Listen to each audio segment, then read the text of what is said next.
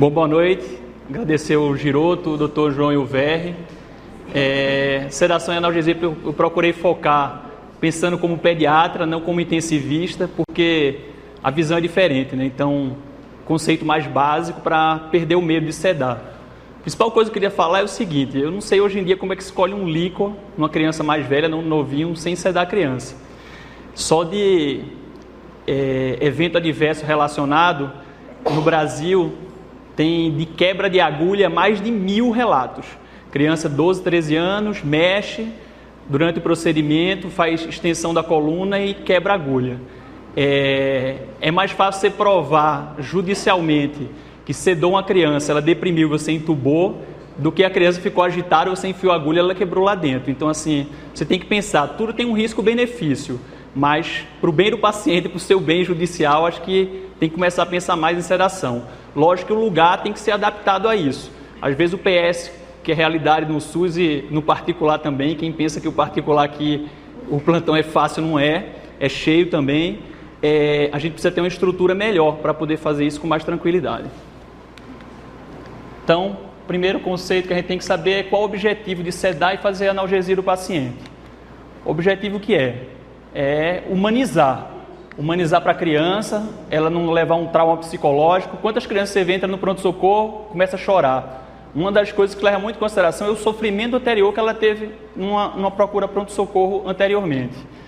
Não é só a criança, a gente está lá atendendo, tentando pegar a veia, meia hora, uma hora, todo mundo gritando, pai gritando, então o estresse também é do médico e o estresse também é dos pais. Então a gente tem que tentar transformar isso aqui numa coisa agradável para todo mundo e segura também. Então, o objetivo da sedação e analgesia é controlar o comportamento, quer dizer, como é que eu vou controlar um comportamento de uma criança que a maioria das vezes é criança pequena? Sedando, ela ficar de certa forma imobilizada. Para quê? Para eu realizar um procedimento que pode ser diagnóstico ou terapêutico e ele pode ser invasivo ou não, quer dizer, se ele provocar dor, eu tenho que fazer analgesia também, se não provocar, pode ser só sedação. Fazer ele de forma segura e sem o sofrimento. Está provado que o número de tentativas, por exemplo, de acesso venoso, de uma punção litoracocentese, de uma punção licórica, ele diminui drasticamente quando você faz sedação e analgesia adequada. Além disso, eventos adversos não acontecem. Por exemplo, às vezes tenta tirar um corpo estranho, a criança não está sedada, agitada. Você causa uma lesão secundária ao seu procedimento. Então, o que eu queria que ficasse de hoje é para perder um pouco o medo. A maioria aqui acha trabalho local, que se você pedir ajuda, em pouco tempo vai vir uma pessoa ajudar você. E que, embora a gente martele os efeitos colaterais, ele acontece na grande minoria dos casos. Você tem que estar preparado para resolver, mas é a minoria dos casos que a gente vai ter um evento adverso relacionado à sedação e analgesia. Então, em junho de 2019, a Academia Americana de Pediatria fez um guideline para monitorização e manejo dos pacientes pediátricos antes, durante e após a sedação para procedimento diagnóstico e terapêutico. O guideline é para nortear o antes e o durante. Ele não diz quais são as medicações de primeira escolha, até porque depois eu vou falar que pediatria, a maioria é empírico mesmo, é experiência, não tem trabalho embasando realmente com grau de evidência adequado a utilização de grande parte das medicações, principalmente na analgesia. Então, o que é que a gente tem como objetivo aqui? Aliviar a dor, é óbvio. Se o procedimento é doloroso, eu não posso fazer ele sem fazer nenhum tipo de analgesia. Então, essa analgesia vai facilitar o quê? Você não ter o trauma psicológico na criança em procuras vindas ao pronto-socorro. Aliviar a ansiedade. Às vezes a criança está lá, está num ambiente que não é conhecido dela, que é estranho, um monte de gente segurando para fazer um procedimento. Às vezes, se é uma criança maior, ela até compreende, mas ela tem um pouco de ansiedade. Então, se você tem ansiedade, que é o grau mais superficial de sedação, às vezes você consegue fazer o procedimento sem precisar aprofundar a sedação. Modificar o comportamento, aqui é a principal coisa. Modificar o comportamento nada mais é do que tornar a criança menos móvel, tentar imobilizar à medida do possível. Imobilizar como? Não é com força, é imobilizar com medicação. Amnésia. Por mais que a gente faça tudo, já se sabe que não é agradável você estar num lugar que não é o seu comum, você tem alguém furando você, seu pai sair da sala para fazer o procedimento, então esse sentimento de desconforto, ele tem que ser esquecido para no futuro você não ter aquela visão quando procurar de novo hospital. Então, um dos objetivos também que a gente tem que ter é causar amnésia na criança, ela esqueceu o que aconteceu. retorno ao estado prévio. Obviamente, você pegou uma criança para colher um líquido, devolver ela entubada na UTI, não é o que você quer. Ou você fez uma medicação, por exemplo, uma morfina. Essa morfina liberou histamina e desencadeou uma crise asmática. Então, um dos objetivos é retornar ao estado prévio, não pior do que estava. A gente tem que falar disso aqui porque tem tudo um custo e um benefício. Então, às vezes, você vai fazer uma coisa para o melhor e pode acontecer eventos adversos. E o principal, aumentar o bem-estar na estada do hospital da criança e principalmente a segurança. Então, usar sedativo analgésico não é diminuir a segurança, é aumentar. Alguns procedimentos, ele aumenta a taxa de sucesso, o número de tentativas, por exemplo, de punção venosa, de punção de líquor. Definições. Então, é o óbvio, analgesia é a redução, a abolição da percepção da dor e você não tem alteração da consciência. Quem faz analgesia, os analgésicos. Do outro lado, a gente tem a sedação. É a diminuição do nível de consciência. Aqui você não tem nada de analgesia junto. Quem faz a sedação são os sedativos. Só que alguns sedativos vão dar analgesia e alguns analgésicos vão dar sedação. O principal analgésico, os opioides, se você for aprofundando, aumentando a sua dose, ele vai ter o efeito sedativo também. Você aumenta também a quantidade de efeitos colaterais. E alguns sedativos também podem ter efeito analgésico. Ketamina, dexmedetomidina. Então, antigamente existiam várias definições para você dizer o grau de sedação. Ansiólise, sedação consciente. Então, em 2014, a Sociedade Americana de Anestesiologistas ela resolveu acabar com esse monte de nomenclatura e fazer uma nomenclatura padronizada.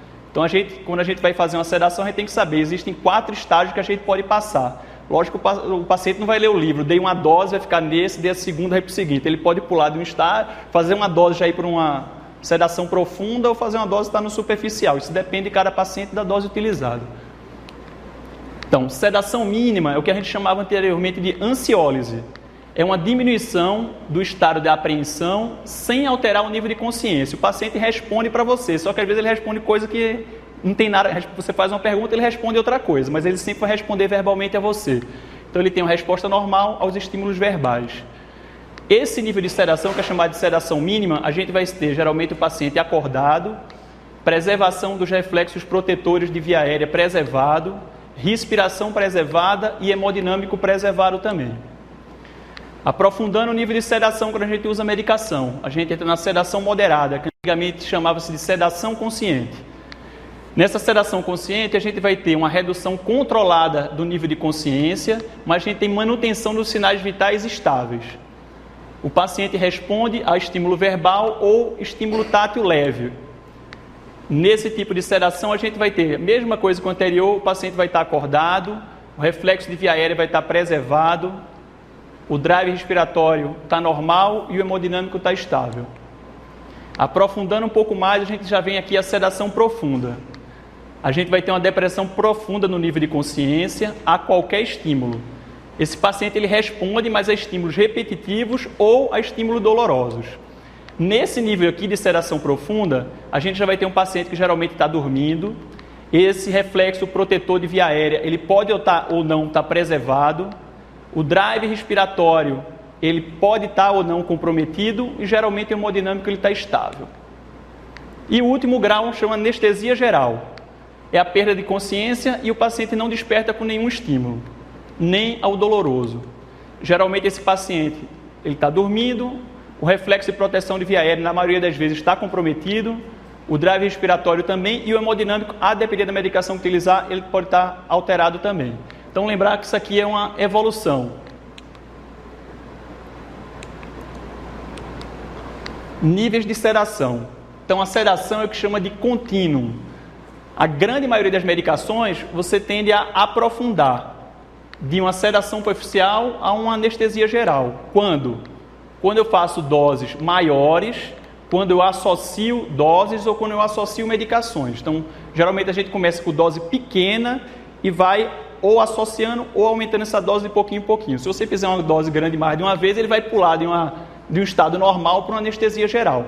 Então, o nosso objetivo no pronto-socorro que é é tentar fazer dose pequena e ir repetindo. Lembrando que a dose não é imediata. As medicações passam aí 1 minuto, 1 minuto e meio, 2 minutos, até 5 minutos para começar a fazer efeito. Então tem que dar aquele tempo até você ver o efeito pleno antes de somar outra medicação.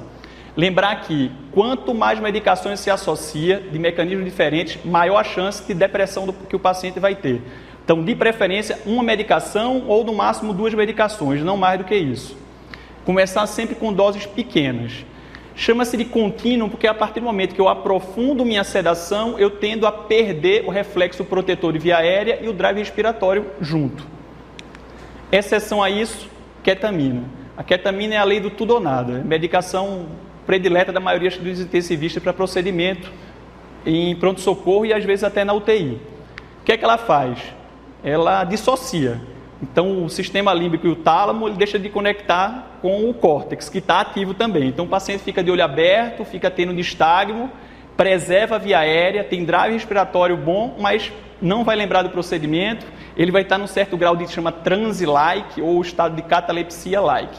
Essa medicação ele não respeita esse contínuo, é lei do tudo ou nada. Ou o paciente está ou o paciente não está. Por isso que a sedação com ketamina é chamada de sedação dissociativa. Ela não segue essa ordem de plano em plano. Ela é ou tudo ou nada. Alguns conceitos que são importantes também, porque quando você vai ler sobre sedação e analgesia, está lá escrito, você tem que saber o que é. Então, quando você fala que é uma medicação dissociativa, que o exemplo é ketamina, a gente tem uma diminuição da mobilidade geral, impossibilidade de falar ou mover, embora os olhos estão abertos, os sentidos ativos e as funções vitais estão funcionantes e estão preservadas. Hipnóticos, o propofol, o midazolam, por exemplo, são medicações que induzem um sono. A ketamina, geralmente, se você fizer mais de uma dose, ele pode dormir, mas geralmente o paciente está com o olho aberto. Então, a capacidade de induzir o sono, você chama com medicação, chama ela de hipnótica. Bloqueio neuromuscular a gente usa na sequência rápida de intubação, que é uma indicação de fazer sedação e analgesia. Eu coloquei, só para vocês saberem que o bloqueio muscular é abolição e redução da atividade musculoesquelética e não dá nenhuma atividade, nem sedativa, nem analgésica. Então, quando é que a gente indica a sedação e analgesia? O guideline da Academia Americana de Pediatria, ele não diz quais são os procedimentos que são obrigatoriamente você tem que fazer com sedação. Porém, tem vários outros guidelines, Medscape, do UpToDate, que sugere que procedimento você vai usar. Então, tem procedimento que a gente fala, isso aqui eu não faria. Tem indicação de fazer. Quais são eles? Punção licórica. Punção licórica o paciente tem que estar. Quando você vai indicar ou não, depende muito do comportamento da criança. Tem criança mais velha que é colaborativa. Tem criança mais velha que não é colaborativa. Tem criança até mais nova que deixa você fazer, pega um acesso sem problema. Tem criança mais nova que não deixa. Então, você vai ver cada caso, as doenças de base, ele já deixou... As doenças de base que o paciente tem para poder indicar ou não. Então, punção licórica é uma mais ou menos que indicar em todos os casos a partir dos 6 meses de idade. Você pode usar abaixo de 6 meses? Pode. Só que abaixo de 6 meses a taxa de complicação é muito maior. Então, o primeiro divisor de água que eu queria deixar aqui na aula é o que é abaixo de 6 meses e o que é acima de 6 meses. A contenção é mais fácil abaixo de 6 meses?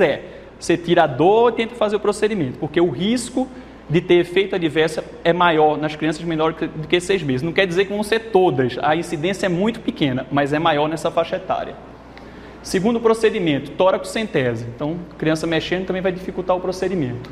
Sutura. Sutura em região de alta mobilidade, que a criança mexe, que ela tem articulação, você tem que fazer uma pseudoanalgesia. Biópsia de medula óssea, outra indicação. Exames complementares, isso aqui frequentemente as crianças precisam. Lembrar que a gente tem na tomo, pode ser uma sedação rápida, o efeito de 2, 3 minutos, como o propofol. Se for uma ressonância, aí demora o procedimento. E se a criança mexer no meio do procedimento, você perde tudo, começa tudo de novo. Então isso aqui tem que precisar de uma sedação contínua, monitorização, geralmente é o anestesista que faz. Outra indicação clássica é exame ginecológico em criança que foi abusada, está traumatizada, tem dor, é outra indicação. Debridamento de ferida ou curativo de queimadura, outra indicação também clássica. Drenagem de abscesso, pode parecer que não, drenou o abscesso, acabou a dor. A anestesia tópica aqui não tem efeito pelo pH do tecido, então ela não pega direito. É melhor fazer uma pseudoanalgesia sistêmica do que fazer só local. Fratura. Aqui está um campo que vai para ortopedista, a gente esquece, mas 90% das fraturas no Brasil são feitas sem pseudoanalgesia, com a criança sentindo dor. Retirada de corpo estranho, eu acho que isso aqui dá para ver, a pupila e a íris aqui. Como é que você tira um corpo estranho nessa localização? Não tem jeito. Conduta auditiva, às vezes também, dependendo de como for, você faz. Narina também você faz. Punção venosa. Nossa, mas é toda punção venosa que eu vou fazer? Não, depende. A criança às vezes colabora, às vezes a enfermeira está vendo, vai ser fácil, vai ser uma punção só. Você pode usar um ENLA local para ajudar no procedimento. Então, punção venosa pode ser uma indicação. E cateterismo vesical. Quando é que eu tenho indicação absoluta? Ele falou, se você tiver 2, 3 procedimentos desse ao mesmo tempo para fazer, é uma indicação precisa de fazer. Aí você faz, mas eu não tenho acesso, como é que eu vou fazer a sedação? Quem disse que sedação e analgesia se faz só via intravenosa? A gente tem outras vias que você pode se utilizar. Uma via pouco usada no Brasil, mais pelo dentista, é a via inalatória, o óxido nitroso. A gente usa pouco, devia ter mais disponível. Ele dá sedação e dá um pouco de analgesia também. Tirou, 2, 3 minutos, a criança volta. Então, preparação. O mais importante da aula não é você saber dose, medicação, efeito colateral. Primeiro, você saber o que é que precisa ter para fazer. Segundo, saber as 5 medicações que se utiliza. Saber efeito colateral, saber a dose, aí você abre o livro e depois vê. Então, preparação. Primeira coisa, consentimento informado. Isso aqui é obrigatório? Você está numa urgência, o paciente chegou, está convulsionando, você precisa colher um líquido, não é obrigatório. É o ideal, se dá tempo, se no seu serviço já tem, se outra pessoa pode ir conversando com a mãe enquanto você faz, o que é que você vai explicar? O que é que você vai usar de medicação, quais são os riscos e o benefício? Mãe, pode deprimir para UTI. Nossa, então eu não quero. Só que se eu não fizer, eu posso ter que funcionar 5 vezes a coluna dele para tentar tirar o líquido, a criança vai ter dor, a criança pode ter trauma psicológico. O risco-benefício, você tem que explicar o lado bom e o lado mal. Lógico, a ênfase aqui, ninguém quer prejudicar. Você está fazendo para tentar ajudar no procedimento. Protocolo institucional. Viu que onde não tem protocolo, os médicos não seguem. Cada um quer fazer de um jeito diferente. Então, para ter uma ordem de pensamento só, auxilia. Na verdade, é um algoritmo. Chegou com isso, faz isso, e se der errado, para desfazer desse jeito. Então, é uma coisa simples, mas tem que ter para quê? Para o médico saber que naquele procedimento, naquele serviço, tem indicação de fazer e quais as melhores medicações para se utilizar. Local apropriado. Quando eu era residente, fazia assim, dá hidrato de cloral, mãe, fica lá, quando ele dormir, você entra de novo. Então, você perdia completamente a noção do que acontecia. Se a criança afundasse mais, você não ia ter noção do que aconteceu. Então, não se faz sedação e analgesia no colo da mãe fora do pronto-socorro. É numa sala apropriada para a criança ser monitorizada. Adjuvantes. Não é só medicação que se utiliza para fazer pseudoanalgesia. Tem outras coisas que você pode se utilizar. Então, presença do pai na sala. Ajuda? Ajuda. Mas tem um trabalho falando que pais latinos às vezes dificulta. A histeria da mãe dificulta. Então, a depender da família, pode ajudar ou não. Outra coisa que você pode utilizar, a glicose. Glicose em criança menor do que 1 ano está provado ter um efeito analgésico, às vezes até equivalente a um opioide. Outra adjuvante, distração. Colocar um filme, jogar videogame, realidade virtual. Tem outras coisas que você pode se utilizar que faz parte da pseudoanalgesia sem precisar utilizar a medicação. Monitorização. Mínimo é um oxímetro. A depender do grau que você quer atingir de profundidade de sedação, você pode precisar de um monitor cardíaco, de pressão não invasiva, detecção de CO2 exalado e o BIS ou EEG. Alguém já viu o BIS ou EEG? A função principal dele é isso, é como se fosse um eletroencéfalo mais simples. Ele faz análise biespectral, ele te dá um número e com aquele número você vai ver se ele está em sedação superficial, sedação profunda, anestesia geral. É caro? Não. Só como exemplo, a Débora e a Carol sabem, até no Mário Gatti tem, então não deve ser uma coisa cara.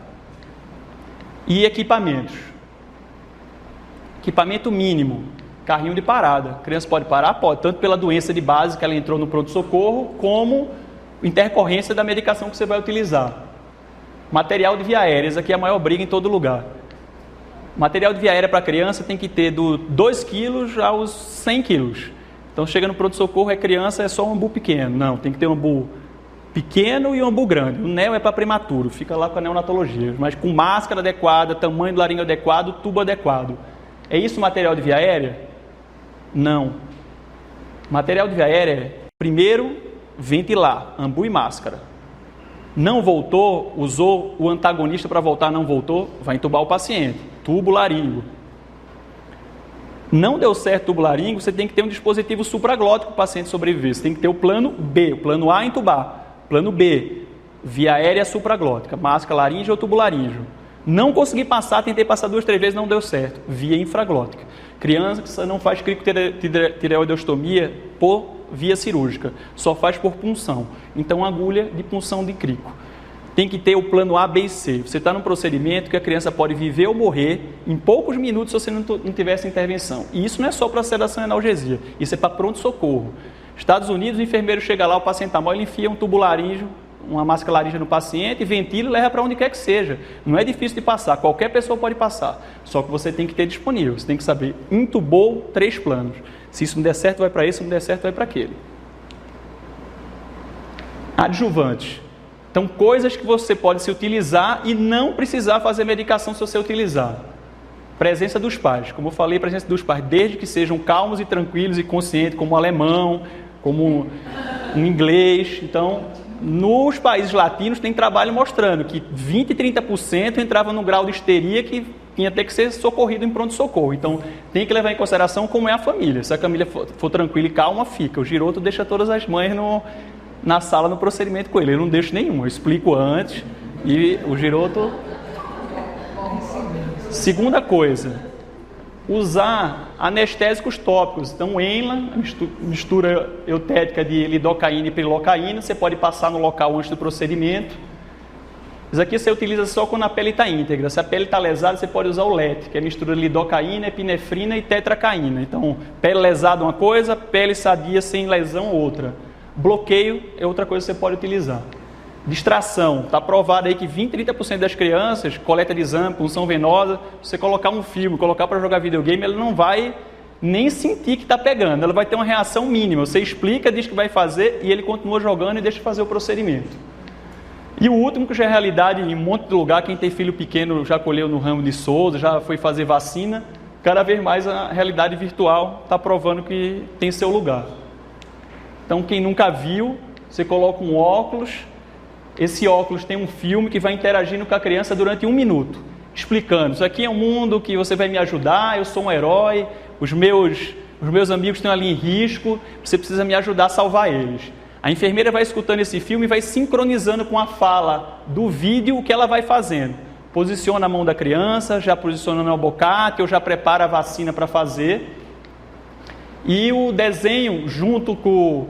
vai conversando com a criança, pedindo para ela movimentar durante esse 1 minuto, e aí a criança chega assim, conversa, e na hora ele fala assim, agora eu vou injetar uma poção mágica, que você, quando eu injetar essa poção mágica, você vai conseguir salvar aqueles meus amigos que estão em perigo. Naquela hora que a enfermeira já analisou, ela faz o procedimento, a criança tem pouca reação, e o procedimento acaba com o mínimo de sofrimento. Depois disso aí, é perguntar à criança quanto ela sente de dor numa escala. E é provado que essa escala diminuiu muito com a utilização desse dispositivo. Então, pegar a veia com isso aqui é cada vez mais realidade. Tem muitos laboratórios já em Campinas que já fazem. Outros adjuvantes. British Medical Journal. A eficácia de solução doce em crianças entre 1 e 12 meses. Então, a sacarose ou a glicose antes de imunização teve redução moderada na incidência e duração do choro, provando que crianças e jovens, o açúcar tem um efeito analgésico. Up to date, aquilo que eu falei, a gente dividir menos de 6 meses, mais de 6 meses na hora de pesar o risco-benefício de fazer sedação, ele já deixa claro que para punção venosa e punção lombar, nessas crianças menor que 6 meses de idade, ele preconiza usar uma solução de sacarose a 25%. 2 ml, 1 ml de cada lado da boca, pode ser com seringa ou na chupeta, administrada não mais do que 2 minutos antes do procedimento doloroso começar. Isso aqui é difícil de fazer? Vai funcionar, uma vai pegar o material, pingou a glicose na boca da criança e faz. Então assim, podia se tornar rotina nos serviços a utilização disso aqui. Adjuvante, quem nunca viu a criança, chega lá, amarra com o esparadrapo para ela não mexer, põe... Então, o adjuvante, o guideline recomenda utilizar. Isso aqui ele vai ajudar em muitas coisas. Primeiro, tem alguma criança infeliz aqui? Não, né? ele é todo acolchoado, dá um certo grau de conforto à criança. Se ela vê e o pai está junto, ela fica confortável. Quando vai para tomo, que você pede para conter a criança, se ela está aqui acolchoada, o pai do lado, geralmente você não precisa sedar também, mas você precisa ter o dispositivo, criança precisa ter todos os tamanhos, senão não adianta. Se tiver o meio do caminho, não cabe na outra. Então ele ajuda a evitar a utilização de medicação para sedar, para realização de procedimento. Ele ajuda, às vezes, com que o pai não precise ficar na sala. Você sedou a criança, sedação superficial. Tem o risco de, em algum momento, essa criança levantar durante o procedimento e cair, por exemplo, da tomografia. Então, também ele auxilia aqui não tem essas quedas durante o procedimento de exame de imagem. E o pai também não precisa ficar na sala se está contido aqui. O BIS é uma análise do índice bispectral. Assim, nada mais é do que dar um número à sedação. Então, de uma sedação superficial a uma anestesia geral, a gente vai numerando de 0, a gente não tem onda nenhuma, a 100. É só mais um meio que a gente tem. A função dele, o aparecimento dele foi exatamente para dizer o nível de sedação na sedanalgesia. Então, um dispositivo que talvez no futuro cada vez mais seja utilizado. Continuando a preparação, então a gente precisa de 2 profissionais, um deles geralmente é médico, um deles o pessoal da enfermagem. O médico vai fazer o procedimento, a enfermeira vai injetar a medicação e vai servir como monitor. Não adianta colocar o monitor e ninguém olhar para ele, tem que olhar o monitor e ficar olhando para saber se vai ter algum evento adverso.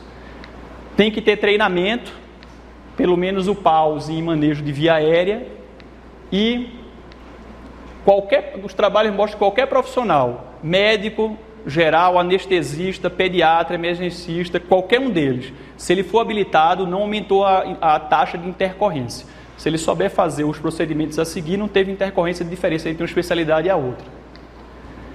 Nos pacientes, você tem que colher a história.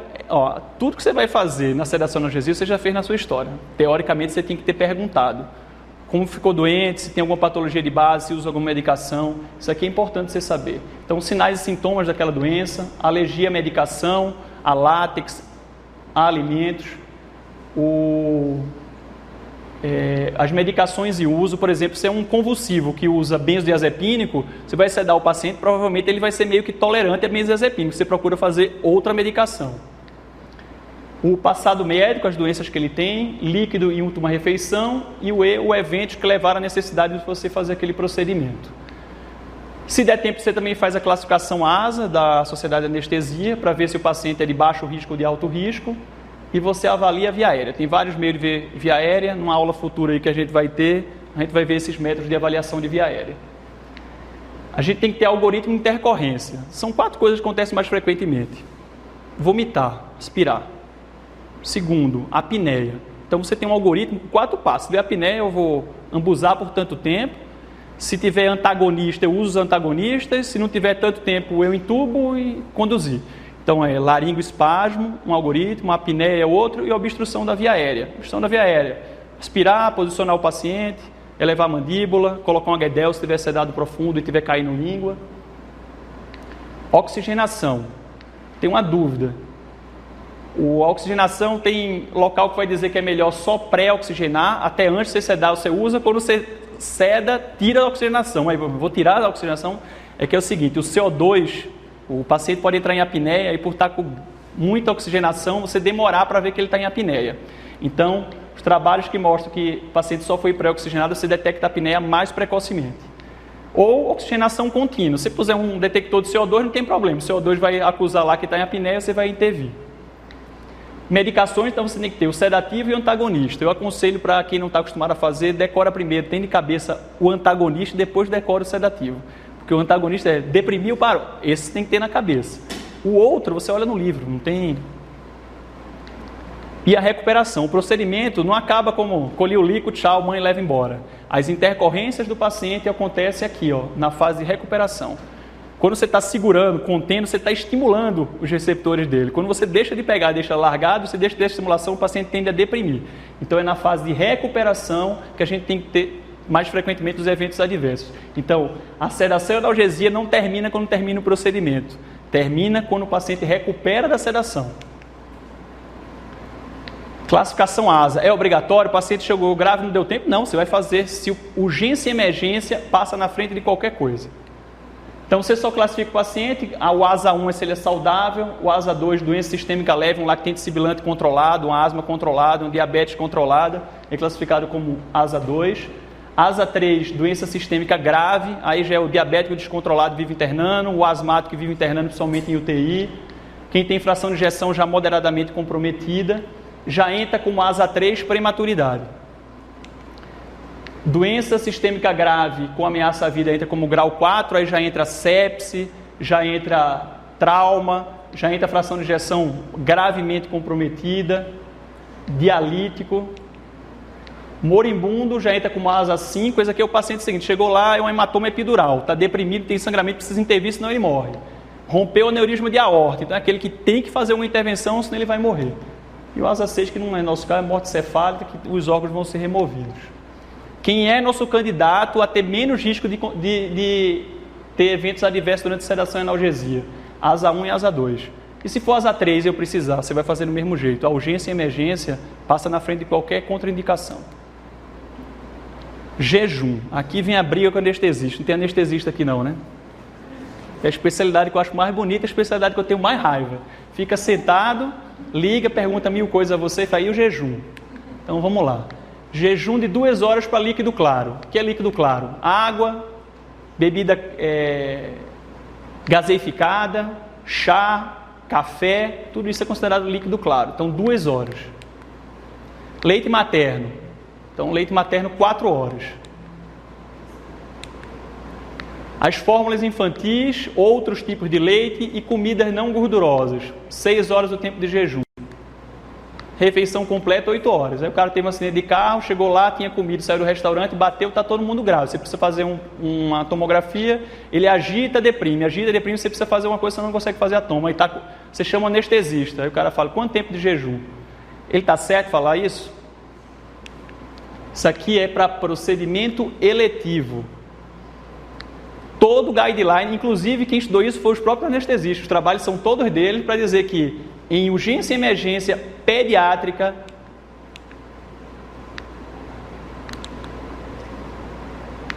o status de jejum para líquido ou sólido não foi um preditor independente de complicações maiores ou aspiração. O trabalho maior a respeito foi do JAMA, em 2018, que concluiu que não existiu associação entre a duração do jejum e o tipo de evento adverso. Então, esses achados não suportam atrasar a sedação para seguir protocolo de jejum. Então, isso aqui está mais do que provado, porque geralmente não é uma intubação, você não manipula via aérea. Você só quer sedar e fazer analgesia. Por não manipular via aérea, as taxas que a gente não quer de acontecer de aspiração, elas acontecem muito infrequente. Então, o contrário do que a gente pensa, nossa, mas quanto mais tempo de jejum tem, menor o risco de aspiração. Os trabalhos mostraram que não teve correlação. Por quê? Porque a gente não manipula via aérea. Se a gente for entubar, fazer uma sequência rápida, é outra coisa. Mas aqui não. E mesmo se precisar entubar, se precisar entubar, precisa entubar. Se não fizer, ele vai morrer. Então, o anestesista sempre pensa no eletivo, ele tem que pensar na urgência, a cabeça é diferente. Só que cada serviço tem que entrar em consenso para, no serviço que o anestesista vai para o serviço de imagem para sedar e fazer analgesia, para poder fazer a tomografia, ele tem que saber e estar de acordo, porque a primeira coisa, já aconteceu comigo em todos os lugares, eu não vou que não está em jejum. Você tem que assumir o risco do paciente. E eu acho que isso aí podia, num protocolo, deixar uniformizado. Então, conclusão quanto ao jejum. Se é de urgência e emergência, vai fazer e ponto final. É raro o risco de aspiração, mas ele existe, principalmente quando manipulação de via aérea. É só na intubação? Não, às vezes você tem um paciente que está com espinha de peixe e você quer fazer uma laringoscopia. Esse você tem, está incomodando, mas você deixa ele um período, deixa dar o jejum, você faz a sedação analgesia e você tenta ver. Ou chama o otorrino, outro profissional para poder fazer o procedimento. Sempre pesar o risco e benefício. Então, não vou me ater a isso aqui, mas todo serviço tem que ter um protocolo de e se der errado. O e se der errado, a obstrução de via aérea tem um protocolo a seguir, laringoespasmo, um protocolo a seguir, e o manejo da apneia tem um protocolo a seguir. Cada um tem que ser adequado ao serviço. Recuperação. Como eu falei anteriormente, as complicações da sedação, como depressão respiratória, elas são mais prováveis de acontecer 5 a 10 minutos depois que você administra a medicação intravenosa e imediatamente após o procedimento terminar. Está segurando a criança, está colhendo, você está estimulando ela. Soltou ela, o grau de sedação geralmente é profundo. Então, o maior cuidado é quando a gente não está na sala, quando está só a enfermeira. As complicações mais frequentes são apneia, obstrução da via aérea, laringoespasmo e aspiração pulmonar. Como é que eu vou decidir qual analgésico eu vou usar? Primeiro, você não vai fazer um procedimento doloroso sem tirar a dor do paciente. Comportamento da criança. Se a criança está colaborando, eu vou sedar, é um líquido. Não, mas a criança parece que vai colaborar, você não precisa fazer. Cada caso é um caso. Mas o principal é que saber. Doloroso, não doloroso. Criança, colabora, não colabora. Tem comorbidade, não tem comorbidade. Qual o histórico dela? Isso não são horas não, é bater no olho, 1 minuto de conversa com a mãe, você já sabe. Duração do procedimento. Você não vai fazer um propofol que dura 2, 3 minutos, faz ele, deixa na ressonância e vai embora. O propofol tem meia vida curta, a ressonância demora muito. Então, a depender da duração que você quer, você vai fazer um de maior duração, menor duração, ou deixar em infusão contínua a medicação. Doença que o paciente está. Se o paciente tem um choque, nem que seja hemorrágico, você vai fazer propofol que diminui, que dá hipotensão nele? Você vai usar etomidato, que dá insuficiência adrenal? Então não, a depender da doença que você está indicando, você vai mudar o sedativo e o analgésico que você vai utilizar. Idade. Ketamina não usa menor que 3 meses. Propofol não usa menor que 2 meses. Então tem a faixa etária que você tem segurança para utilizar as medicações. E a via aérea, que só quem encara é o giroto. Então você olhou, viu que é uma coisa absurda, vai ter uma complicação na via aérea. Você vai fazer uma sedação analgesia desse paciente? Não vai, né? Você vai procurar ver outros métodos ou está se preparado para se deprimir. Outra coisa que leva em consideração na decisão do sedativo analgésico é o quê? Que medicações você tem disponíveis? No SUS os mais caros não tem, no particular o que é mais caro o convênio não quer pagar. Então você tem que saber qual o arsenal que é disponível para poder utilizar no serviço. Segundo o paciente tem acesso ou não tem acesso, é outra coisa importante. A depender da via, a dose, o início de ação, a duração da ação e até o efeito colateral é diferente. Então assim, não pensa que saber a dose da ketamina venosa, você sabe a intranasal, você sabe as outras, porque você não é diferente. O início de ação é mais tardio. O efeito colateral, por exemplo, a ketamina está descrito 5 a 10%, pode ter até de vômito na intranasal. Se você fizer EV, ele não tem esse efeito. Então, muda tudo. Início de ação, duração de ação e efeito colateral. Via de administração. Então, aquilo que eu já tinha falado anteriormente. Não é tudo. O paciente não tem veia, como é que você dá? Não se seda só intravenoso. 10% do mundo das sedações analgésicas são feitas via inalatória, óxido nitroso. O paciente vai para o dentista, criança pequena, ele usa óxido nitroso, 30 segundos, 1 minuto, está fazendo efeito, ele faz o procedimento, 1 minuto, 2 minutos, tirou, o paciente recupera. Então, se utiliza pouco no Brasil, dentista utiliza mais do que a gente, ele faz curso para isso. Então, anestesia inalatória. Intravenosa é a grande maioria dos casos, 80%. Intranasal, 5%, intramuscular, 1% e a via oral. Então, atomizador. Quando você lê lá, vou fazer a medicação intranasal. Pegar o líquido, colocar na seringa e injetar no nariz. Não é assim que se faz. Você tem que atomizar, transformar numa névoa a medicação. Para quê? Para ter maior superfície de contato com a mucosa nasal. Assim vai absorver mais fácil. Entre 30 e 100 micras se transforma a medicação.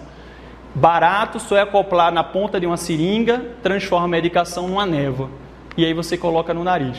Lembrando que o que você vai ler de início de ação, de duração, de efeito colateral para venoso é diferente de se você usar por via nasal. Giroto, o que é um carro híbrido aqui para você pensar? O que quer dizer isso? Quando você fizer uma medicação nasal, o que esse louco botou um carro híbrido aí? O carro híbrido tem 2 entradas, né? Combustível fóssil e eletricidade, né? Então não esquece que tem 2 narizes. Então a medicação não é toda numa narina só. Você tem que abastecer uma e abastecer a outra. Então, alguém já fez medicação intranasal aqui alguma vez? Que medicação, eu vou fazer o contrário, que medicação não pode fazer intranasal? Propofol. As medicações que eu vou falar, que são as mais utilizadas, mais preconizadas, todas elas podem fazer intranasal. Fentanil, midazolam, ketamina, dexmedetomidina. Todas podem fazer intranasal. Hã? Não, estou falando intranasal. Todas essas podem fazer. Então, midazolam pode, ketamina pode, dexmedetomidina pode, fentanil pode. Das que eu vou falar, que são as mais utilizadas, só falta o propofol, só o propofol você não faz. Então, lembrar que você tem outros meios. Geralmente, você tem menos efeito sedativo. Lógico, a depender da dose que você utilizar, mas a absorção é errática. Então, esse manejo, vai começar em tanto tempo, quando você faz nasal, você não tem tanta segurança de quanto tempo vai começar. Mas é uma opção e pouco utilizada. Lembrar só que precisa do atomizador. Tudo que você vai ler e vou falar aqui a respeito quando for intranasal é através desse meio de administração. Outro meio, jogar o líquido no nariz, como absorve, aí não existe trabalho para isso. Então, primeira medicação. Vocês não precisam saber nada. O que eu vou falar são as catástrofes. É isso de efeito colateral, é aquele efeito colateral.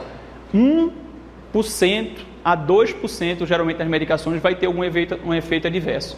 E efeito adverso não quer dizer que vai entubar. O pediatra acha, vai deprimir, vai entubar, o paciente vai morrer por minha causa. A maioria não é isso. Lógico, ele tem que estar habilitado para intervir se acontecer alguma coisa. Mas a maioria são eventos, uma náusea, um vômito, uma urticária, não são eventos graves. Tem que perder o medo.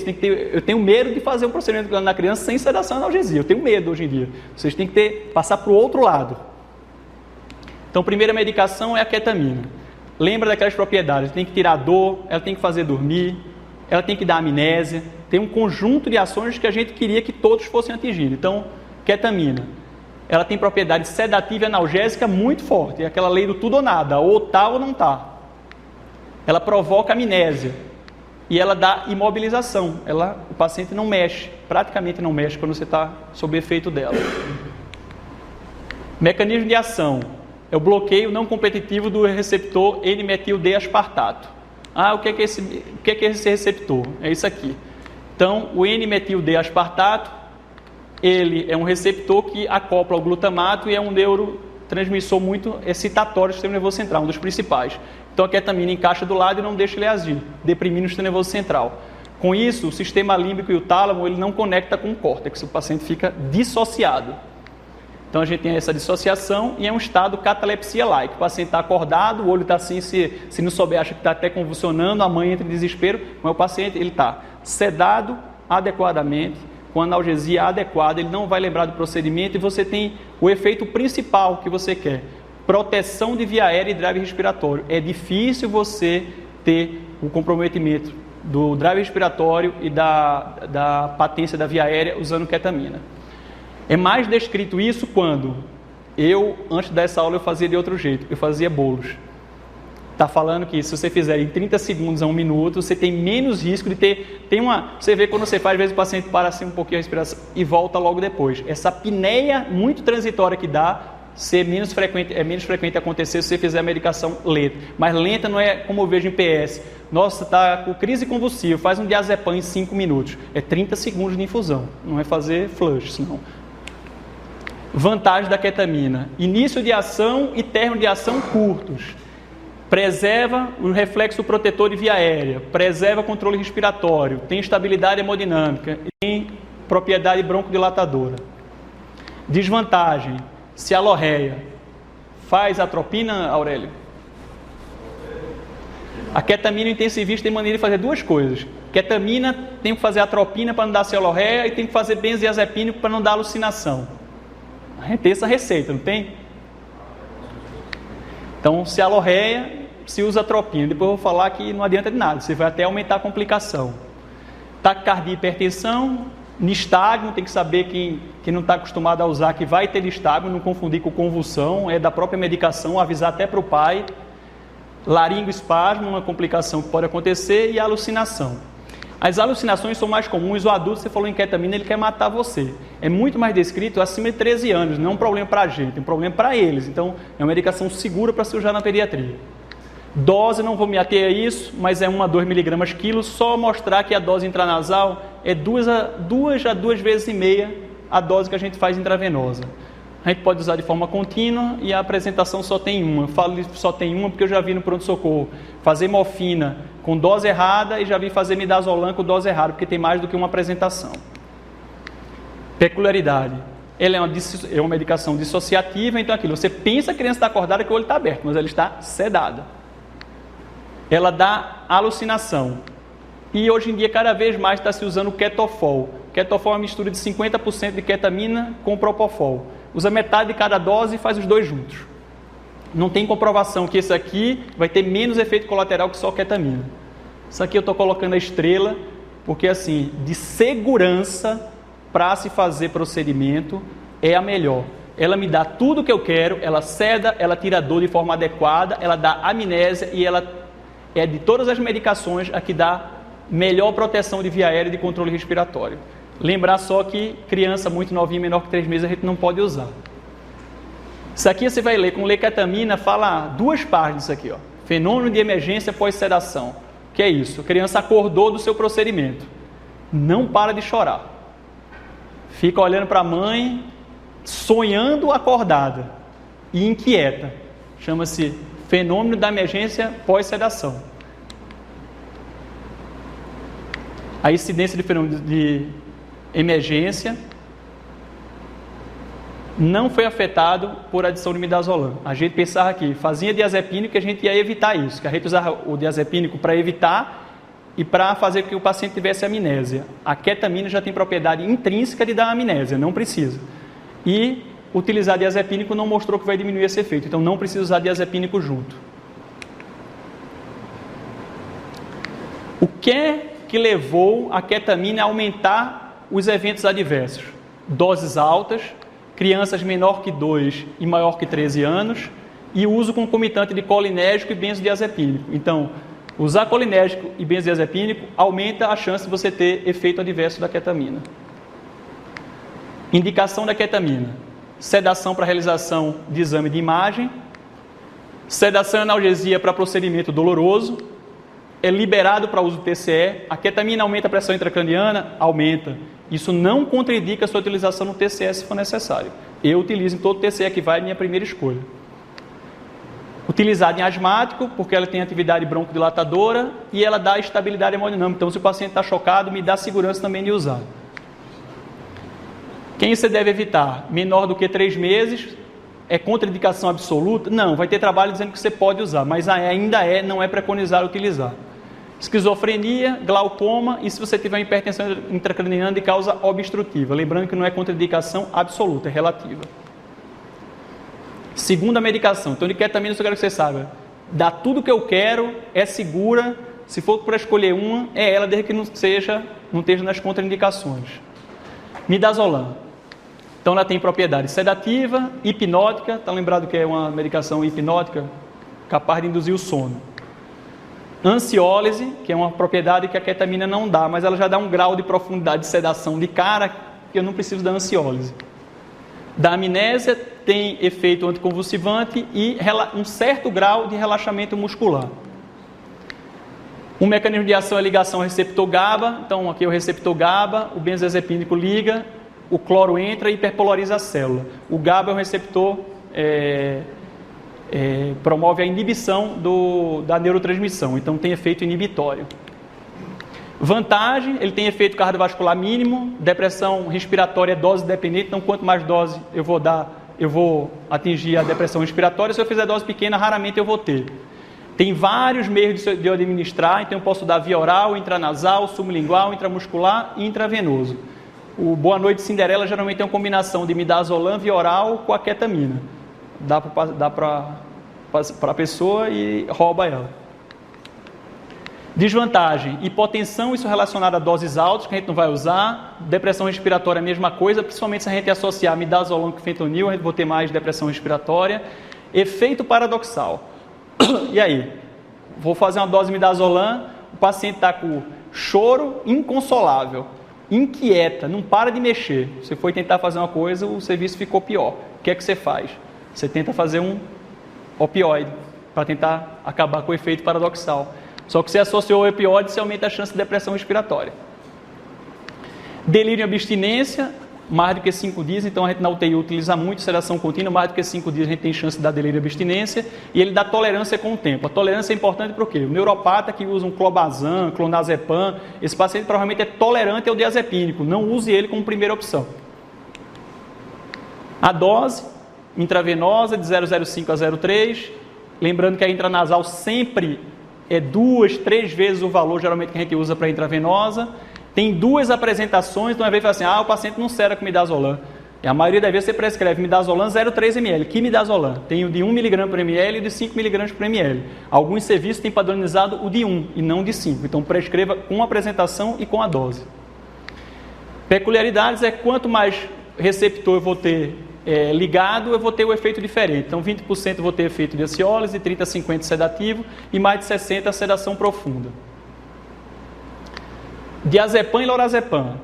O lugar você vai ler e vai dizer, diazepínico vai falar de tudo, eu não vou falar. Diazepam e lorazepam tem meia-vida muito maior, não é nosso objetivo na emergência prolongar esse efeito. Lógico, o paciente convulsionou, aí eu vou usar um diazepam porque o efeito é mais prolongado. Mas no PS, para procedimento, eu não vejo outra indicação se não tiver crise convulsiva junto. Eu coloquei a ordem ao contrário, primeiro vocês têm que saber a dose disso aqui, depois você vê a dose do outro. Então você tem que saber reverter quando acontecer. Então, flumazenil é um antagonista diazepínico, a dose é 0,01 mg quilo, o máximo dose é 0,2 por dose e a dose cumulativa é 0,05, quer dizer, 5 vezes você pode fazer, e a dose cumulativa, se você usar a dose máxima, é 5 vezes também. Repete a cada quanto tempo? A cada 1 minuto, até reverter o efeito. E se é um paciente que chegou convulsionando, eu fiz flumazenil, porque ele deprimiu. Ele pode voltar a convulsionar. Lembrar que todos os efeitos que o diazepínico faz, você vai tender a reverter quando você vai acumulando essas doses de flumazenil. Então, lembrar que está preparado outro anticonvulsivante caso volte a convulsionar. Ou se é um neuropata que você sedou, que ele já usa benzodiazepínico de rotina e você precisou fazer um flumazenil. Então, aquele benzodiazepínico não vai mais agir. Você pode ter convulsão no paciente. Fentanil. Tem propriedade, principalmente, vocês têm que pensar, opioide não é sedativo, é analgésico. A partir do momento que você aumenta a dose, aí sim ele vai começando a ter propriedade sedativa. Então, toda vez que você vê um opioide lá, você pensa, não pensa em sedar, pensa em tirar a dor primeiro e a sedação a consequência. Então, ele tem principal propriedade analgésica, depois a propriedade sedativa. O mecanismo de ação é a ligação com o receptor opioide, o Mi, o kappa, o delta e o sigma. Para efeito analgésico, o principal é o Mi. Para efeito sedativo, o principal é o kappa. Então, o receptor kappa, que é o principal responsável pela sedação do opioide. Vantagem, duração menor que a morfina e é de 75 a 100 vezes mais potente do que a morfina. Desvantagem, não dá amnésia, pode dar rigidez torácica se for feito puro, se for feito de forma rápida, induz tolerância e abstinência depois de 5 dias usando, é para a gente na UTI. Dose de 1 a 4 microgramas, lembrando que a gente também pode fazer intranasal e também intramuscular. No intramuscular, fazer puro. Só tem uma apresentação, diluir e fazer infusão lenta. Morfina. Morfina tem meia-vida maior, ela é muito mais sedativa muito mais analgésica do que sedativa, é uma coisa também que não cabe ficar comentando muito. Ela é mais utilizada para analgesia do que para sedação. Isso você tem que saber só que tem maior duração de efeito, ele dá menos sedação do que o fentanil, libera histamina, então a gente pode desencadear urticária ou desencadear crise asmática no paciente que tem predisposição, que já tem doença de base. Antes de saber utilizar opioides, tem que saber o antagonista do opioide, o naloxone. Então você divide em menos de 5 anos e mais de 5 anos, ou em relação ao peso, acima ou abaixo de 20 quilos. Pelo peso é 0,1 mg quilo com máximo de 2, aí já atingiu 2, já é a dose de adulto. Você vai repetindo a cada 2 minutos até o efeito que você quer atingir, que é a reversão ser atingida. Lembrar que, se eu tiver feito um opioide na criança e tirar o efeito com o naloxone, se for, por exemplo, uma redução, o ortopedista me chamou, fiz um fentanil midazolam. O midazolam não dá analgesia, o fentanil dá. Deprimiu, eu fiz um naloxone no paciente. A dor ele vai voltar a ter. Então, a criança às vezes, ela está acordada por quê? Não, ela está acordada porque o efeito analgésico dele você tirou. O Caio não está aqui, né? Doutor Propofol. O Caio deve ter participação no laboratório aqui. Então, o Propofol tem propriedade sedativa, propriedade anticonvulsivante e propriedade hipnótica, capaz de induzir o sono. O mecanismo de ação não se sabe ao certo, porque assim, ele age nos dois. É mais via GABA, que é um neurotransmissor inibitório do sistema nervoso central, e menos pelo bloqueio do NMDA. Vantagem do Propofol. Início rápido, 40 segundos. Duração, 1 a 3 minutos. É uma medicação boa. É uma opção no estado mal epiléptico. Chegou convulsionando, é uma opção que você tem. E diminui a pressão intracraniana. Então, se você tiver suspeita de ter, é uma boa opção, desde que o paciente não esteja chocado. Por quê? A hipotensão a gente pode ter em até 15% dos casos. É mais comum em adulto, mas é um efeito que você não pode desprezar. Depressão respiratória, 2 a 5%. É mais do que as outras medicações que a gente vinha falando. Então, tem que ter uma expertise maior no manejo de via aérea usando Propofol. Ele não dá analgesia. Se o procedimento for doloroso, você precisa associar outra medicação. E a partir do momento que você associou, você tem mais risco de depressão. Síndrome de difusão do Propofol não vem muito ao caso aqui, porque você tem que ter dose alta, mais do que 48 horas utilizando. A gente não vai fazer isso no PS. Isso é mais para gente que pega na UTI. Dor na infusão. Propofol, alguém já viu como é? Parece um leite. Então, o ideal é utilizar no local que você vai fazer, ou fazer lidocaína previamente intravenosa, garrotear um período e soltar. Ou utilizar um analgésico, uma outra medicação que tem propriedade analgésica. Exemplo, utilizar antes uma ketamina ou utilizar um fentanil em dose baixa, para ele tirar essa dor. E o ideal é utilizar veia de grande calibre, que em criança a gente não tem muita opção, é a veia que dá. A dose intravenosa 0,5 a 2, lembrar que ele a gente só tem intravenoso, a gente não tem outra opção de administrar Propofol. E só tem uma apresentação para não dar problema na hora de administrar. Peculiaridade, não ter outra via de administração, você pode fazer puro ou diluir em soro glicosado. Isso é liberado pelo FDA acima dos 2 meses de idade. Então, vem o problema do Propofol. Alguém já viu isso aqui? É contraindicado em alergia a ovo, soja, alguém já viu isso?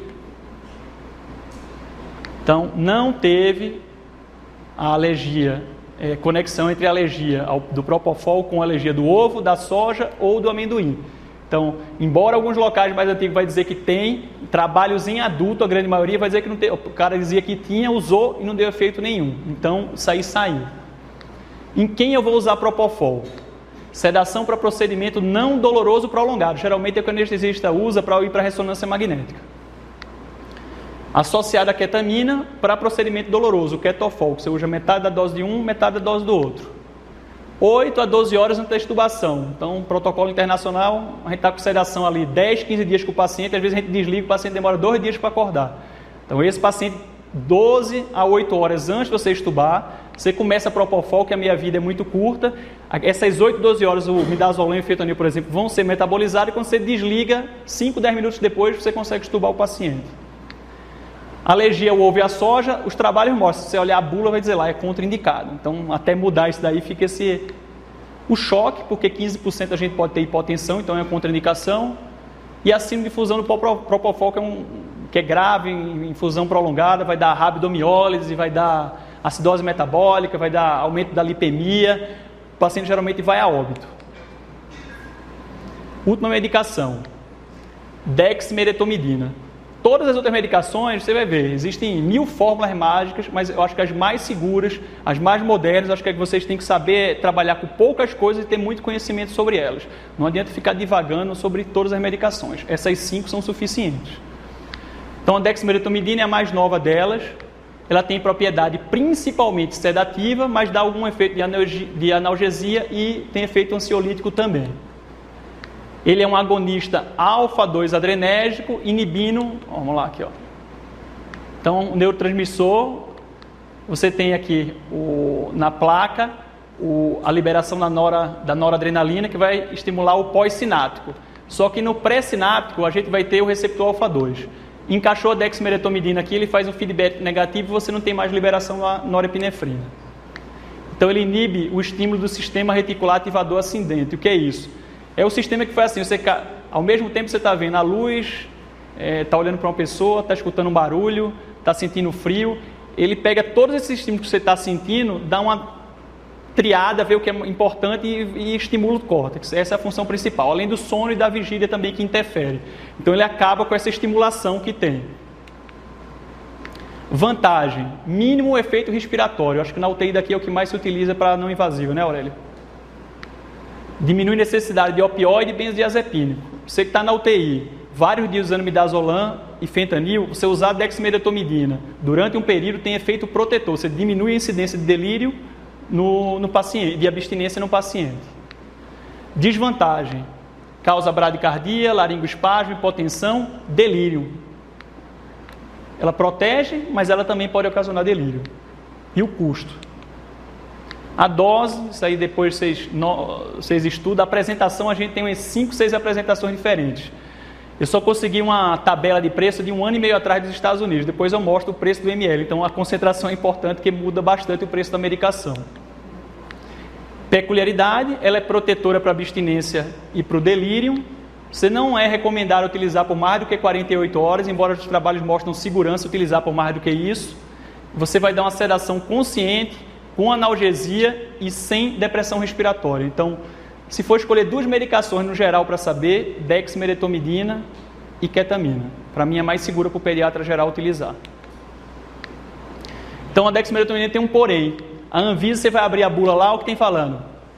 Segurança e eficácia em paciente menor de 18 anos, essa é a bula brasileira.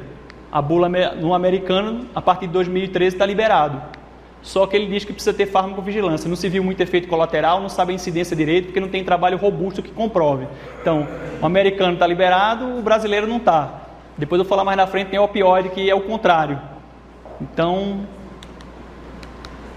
isso aqui é de 1 ano e meio atrás, só para você ver o preço. Então, a depender da concentração que for, 1 ml de ketamina pode custar $25. Na criança, a gente tem que usar a menor concentração, 4 microgramas por ml, para ser mais barato. Só que o que acontece é isso, às vezes a pessoa só tem essa, e aí você desperdiça a medicação. Então, principalmente para uso intranasal, que eu tenho que dar volume mais ou menos próximo, 1, 2 ml, eu tinha que ter a apresentação de 4 microgramas por ml, que aí se torna $1, mas geralmente quer vender a mais cara. Então, dexmedetomidina. Quem eu indico dexmedetomidina? Sedação para procedimento doloroso ou não. VNI, cânula nasal de alto fluxo. É o que mais utiliza aqui, né? Olha, lembrando que a ketamina também, só que a ketamina dá cialorreia, às vezes você precisa expirar mais frequente a criança. Sedação contínua que você está fazendo com diazepínico e opioide, que está mais de 1 semana, em doses elevadas. Para quê? Para proteger da ocorrência de abstinência e de delírio. Pós-operatório de cirurgias, ortopédica, cardíaca e neurocirurgia. Em quem eu não devo usar? Pacientes que usam medicações que agem no nódulo atrioventricular, digoxina e nifedipina, em HP, em contraindicação relativa principal é a instabilidade hemodinâmica e o BAV. Etomidato. Todo livro divaga, páginas e páginas de etomidato, chega na última linha e fala, pode dar inibição da 21-hidroxilase e eu ter insuficiência adrenal. Está provado que em criança, 1 dose só já pode dar. Então, menor que 10 anos, então já esquece para a pediatria. Melhor nem perder tempo estudando. Se um dia mudar, dizer que o adulto usa muito, não infusão contínua, eles usam só para entubar, 1 dose só. Eu acho estranho, 1 dose só já dá esse efeito, mas como tem falando, enquanto tiver essa recomendação de não fazer, não adianta nem ver. Situações específicas, aqui é o resumo do que vai usar, daquelas 5 medicações, as situações que a gente vai utilizar. Então é o Brexit, então situações específicas. Asma, qual a única que tem propriedade broncodilatadora? Ketamina, então não havendo contraindicação é o que você vai utilizar.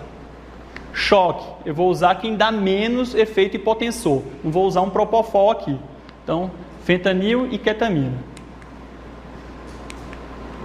Epilepsia, vou usar quem tem atividade anticonvulsivante, midazolam e propofol. Procedimento não doloroso, tomografia, ressonância, um eletro para fazer no paciente, propofol, dexmedetomidina ou ketofol. Lembrando que você sempre tenta uma medicação na menor dose, dá o tempo para ela fazer efeito. Sedação não é imediato não, a pessoa faz e fica lá todo mundo lá, não é assim. Tem um tempo para o remédio começar a agir. Procedimento doloroso, obviamente, tem que tirar a dor, então ketamina, dexmedetomidina ou associação de ketamina e propofol. E VNI e cânula nasal de alto fluxo, dexmedetomidina e ketamina. Isso aqui tudo é situação que a gente encontra no PS, nem que seja para começar a instituir uma VNI, uma cânula de alto fluxo ou na enfermaria, até o paciente ir para a UTI ou não ir, né? Ou ser transferido. Vocês querem parar 5 minutos para analgesia? Então, analgesia. Eu nem ia falar sobre analgesia, porque assim, a aula base é sedação e analgesia, mas assim, nos procedimentos que eu preciso tirar dor, eu associo um analgésico àquele sedativo que eu estou utilizando. Só que me pediram para falar porque assim, são doses e coisas e rotinas que se fazem nos serviços, que eu só queria mostrar depois, no final, o respaldo. Opioide é tudo age igual, não age? Tudo vai agir igual, no receptor de opioide. Mi, kappa, delta, sigma. Só que por que uns são liberados e outros não são liberados? Porque a quantidade de estudo que a gente tem na pediatria é muito limitada, então não dá embasamento para a gente usar. Quem usa tramal aqui? Quem usa até morfina? Todos que você vai olhar vai dizer assim, ressalva, ressalva. Nenhum vai dizer assim, é seguro. É diferente das outras medicações. Até porque a gente está avaliando a analgesia. Como é que eu vou avaliar a analgesia numa criança de 4 meses? Teve efeito ou não teve efeito? Está descrito que se a criança chorar durante meia hora, ela entra em exaustão e vai acalmar. Foi o remédio que fez efeito ou não foi o remédio que fez efeito? Então, é extremamente difícil você ver o efeito analgésico das medicações. Então, a maioria que a gente usa é off-label. Nossa, essa aqui também é, porque a avaliação da analgesia é muito difícil.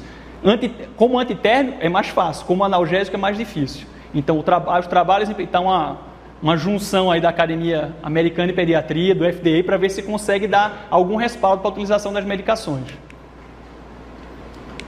Então, a dor é uma sensação desagradável, somática ou visceral, associada a um dano tecidual, real, o dano está lesado.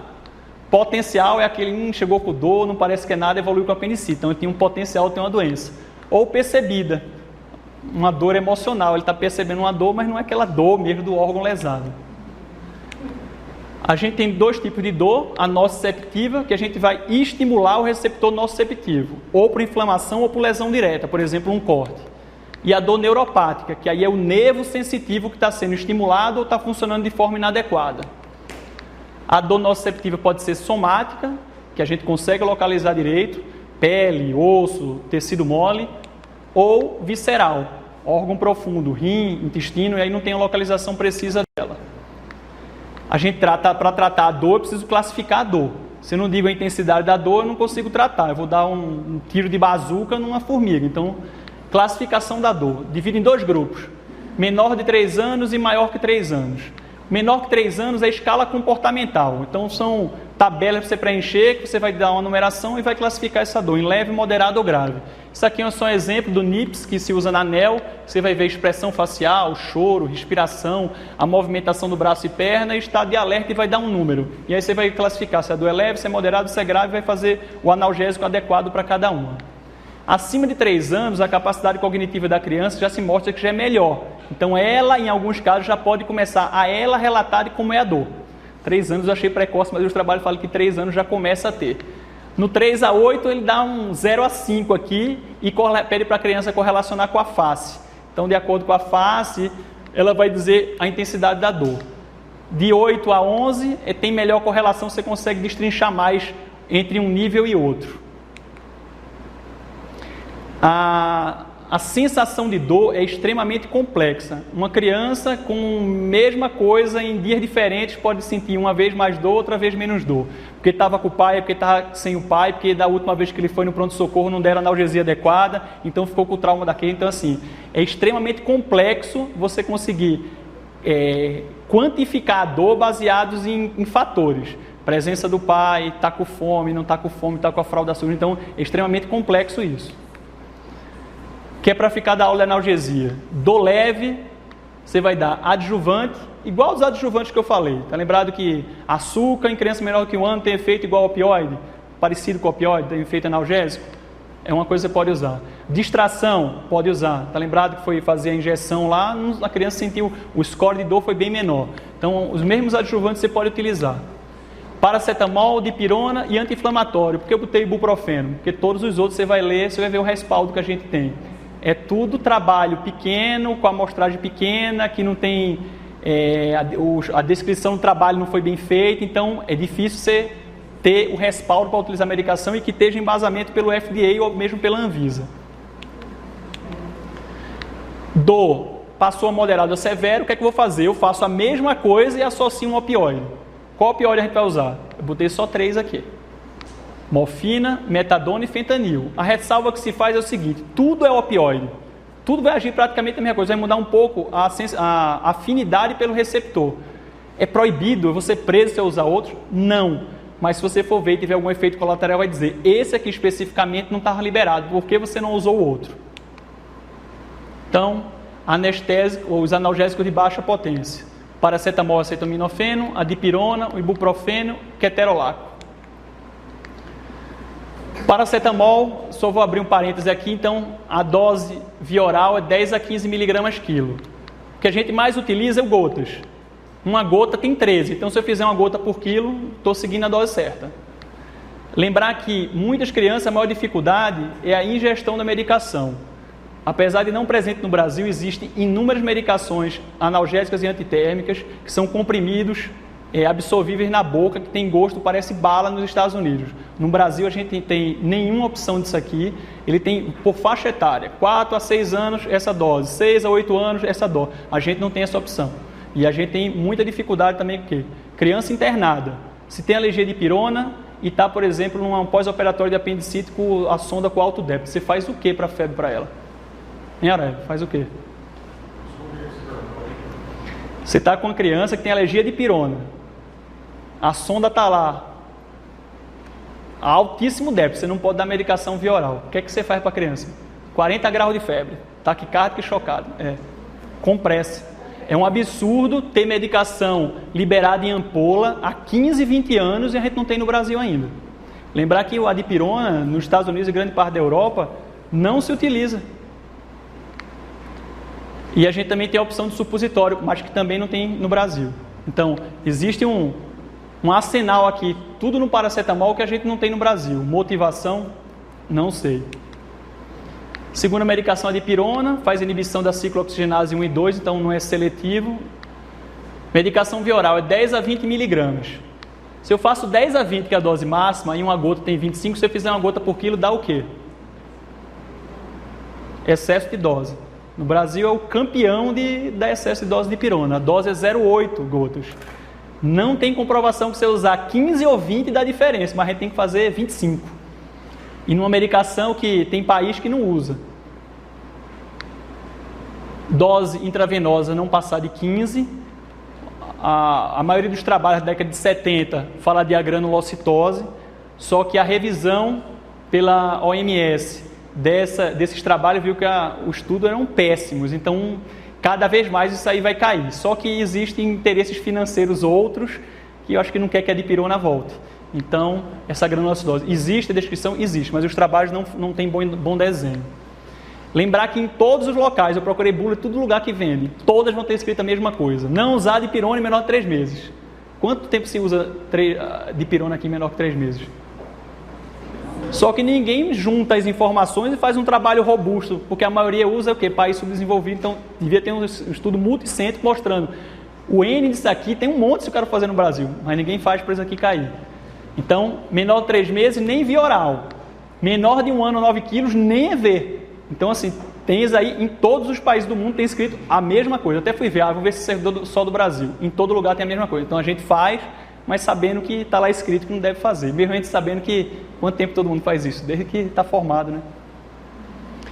Então, lembrar que a dipirona a gente pode dar VO por gotas, a gente tem a solução, a gente tem comprimido e a gente tem ampola e tem supositório. Essa aqui a gente tem todas as formas de apresentação. Lembrar que a dipirona gotas não é uma gota por quilo, é 0,8. E lembrar disso aqui. Buscopan composto. Ao invés de chegar uma diarreia, o paciente está com dor abdominal, cólica, a pessoa quer fazer um antiespasmódico. Então, o Buscopan composto via oral, eu tenho 10 mg de escopolamina e 250 e tem uns de 500 de dipirona. Olha a ampola de Buscopan. Eu tenho 20 mg de escopolamina e 2,5 gramas de dipirona. O que é que você acha de fazer uma ampola aqui de dipirona EV para acabar o efeito antiespasmódico? Adulto, tem comprovação que você pode usar a escopolamina e dipirona uma vez ao dia. Eu faço essa ampola e tem efeito por 24 horas. Ou até 2 vezes. O adulto pode chegar até 5 gramas de dipirona. Criança, você não vai pela dose de escopolamina, você vê a dose de dipirona, senão você vai estourar a dose. Ou se for fazer, você não faz com associação com dipirona, faz a iosina, a escopolamina pura. Ibuprofeno, essas que eu falei até agora, são os respaldos que a gente tem. Não coloquei que está liberado porque está liberada a utilização. Então, é um anti-inflamatório, inibe a COX-1 e a COX-2, tem efeito antipirético, analgésico e anti-inflamatório. A dose via oral é de 5 a 15.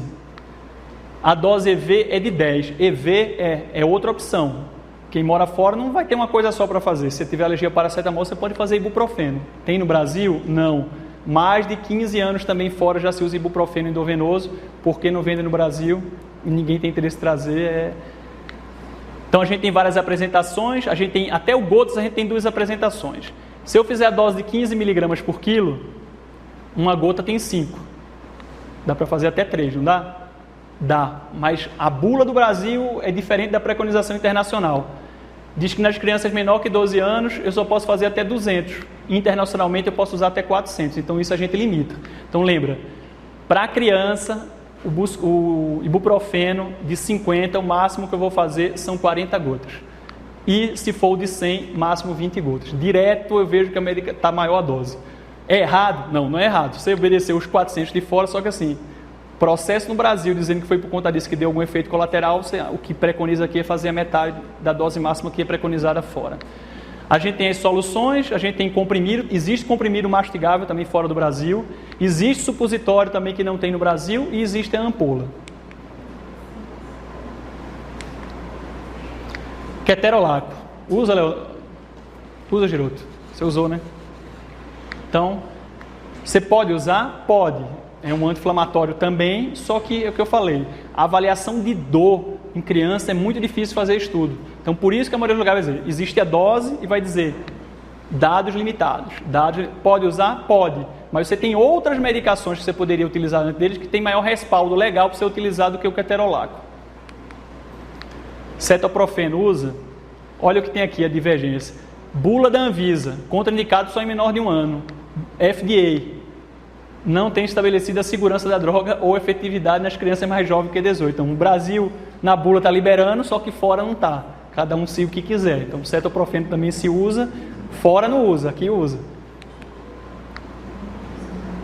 Isso aqui é a utilização de opioide em criança.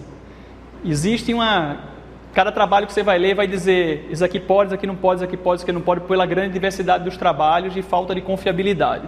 Então, a Academia Americana de Pediatria fez um programa para tentar, nos próximos anos, ver se dá um rumo aí de que opioide a gente pode usar e não pode usar na pediatria. Então, a prescrição de opioide na criança, rumo a um futuro sem dor e mais seguro. Mais seguro por quê? Se usa opioide aí um monte de tipo diferente, mas que você vai ler, sei lá, sem segurança para fazer. Então, ele, junto com o FDA, quer ver se nos próximos anos norteia e define de uma vez por todas que medicação a gente usa de primeira escolha, usa de segunda, usa de terceira. Você vai procurar, vai ser em cada local que você vai ler, vai dizer uma tabela diferente que você pode ou não utilizar. Então, é liberado utilizar morfina, metadona, mas olha o que ele concluiu com os trabalhos. Segurança e eficácia nos pacientes menores de 18 anos não tem sido estabelecida. Hidromorfona, libera, mas farmacocinética da hidromorfona não tem sido avaliada em criança. Fentanil, segurança e eficácia na criança menor que 2 anos não tem sido estabelecida. Estou lembrando que isso aqui é efeito analgésico. E oxicodona e hidrocodona.